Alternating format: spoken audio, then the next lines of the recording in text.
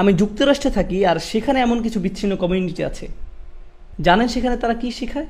তারা শেখায় সকল অমুসলিম হলো কুফফার, তারা অপবিত্র, তারা খারাপ লোক, তাদের সাথে সম্পর্ক রেখো না। তুমি যদি তাদের সাথে সম্পর্ক রাখো, তাদের বন্ধু হও, যদি তাদের সাথে ভালোভাবে কথা বলো, যদি তাদের সাথে ব্যবসা করো, তাহলে তারা তোমার জন্য ফিতনা, তারা তোমাকে দিন থেকে দূরে সরিয়ে দিবে এবং তারা তোমাকে কাফির বানিয়ে ফেলবে। তাই তাদের থেকে দূরে থাকো। তো সেখানে এমন মসজিদ আছে আমেরিকাতে, চিন্তা করুন, আমেরিকাতে এমন মসজিদ আছে 40 বছর ধরে, যে মসজিদের প্রতিবেশীরা হলো অমুসলিম, এবং এটা যে মসজিদ সেই ব্যাপারে তাদের কোনো ধারণাই নেই। কারণ সেই মসজিদের লোকেরা বলতো এরা ফিতনা, এরা কুফার। কোথা থেকে পেয়েছেন এসব?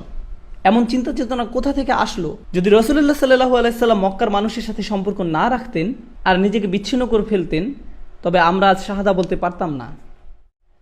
আমি একজন মুসলিম কারণ আমার বাবা একজন মুসলিম, তার বাবা একজন মুসলিম, তার বাবা একজন মুসলিম, তার বাবা একজন মুসলিম, কিন্তু তার বাবা একজন বৌদ্ধ।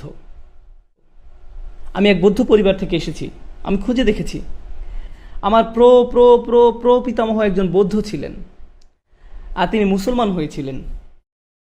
কেউ একজন তার সাথে কথা বলেছিলেন, তাকে নোংরা কিছু ভাবেননি। কেউ তাকে সৌজন্য বোধ দেখিয়েছিলেন, তাকে কেউ একজন মানুষের মর্যাদা দিয়েছিলেন, কেউ তাকে ভালোবাসা এবং সম্মান দেখিয়েছিল। এখানে হোটেলে আমি এলিভেটরে ছিলাম, আর এক ছেলে, কি যেন নাম তার, ঋত্বিক, খুব কঠিন উচ্চারণ, হ দিয়ে শুরু হয়, ঋত্বিক।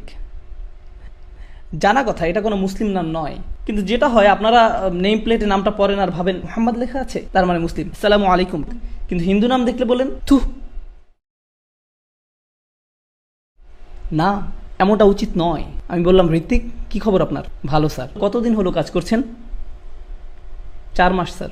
চাকরি করতে কেমন লাগছে? খুব কঠিন। জানি, আসলেই খুব কঠিন।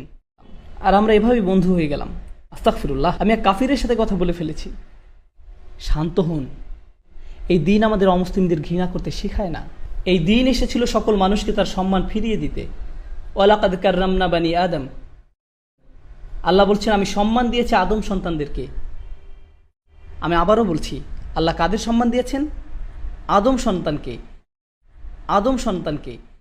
তার মানে আদম আলাইহিস সালামের প্রত্যেক সন্তানকে সম্মান দেওয়া হয়েছে। কে দিয়েছেন এই সম্মান? আল্লাহ। আপনি তাদের অসম্মান করার কে? আল্লাহ তাদের মর্যাদা দিচ্ছেন, অথচ আপনি দিচ্ছেন না। আর আপনার ধারণা ইসলাম আপনাকে বলেছে তাদের অসম্মান করতে, ইসলাম বলেছে তাদেরকে খারাপ ভাবতে। আপনি সেই আয়াতটি বুঝতে পারেননি যেখানে আল্লাহ মুশরিকদেরকে নাজাস বলেছেন। আয়াতটি কোথায় আছে, কখন বলা হয়েছে, কোন সূরায় বলা হয়েছে, কিসের প্রেক্ষিতে বলা হয়েছে, কিভাবে এর প্রয়োগ করতে হবে, আমরা এইসব কিছুই জানতে চাই না। কারণ আমরা শুধু উপরে উপরে দেখেই খুশি, গভীরভাবে এ নিয়ে ভাবতে চাই না কেউ। আমাদের এত সময় নেই। এগুলো সবই প্রজ্ঞার বিপরীত।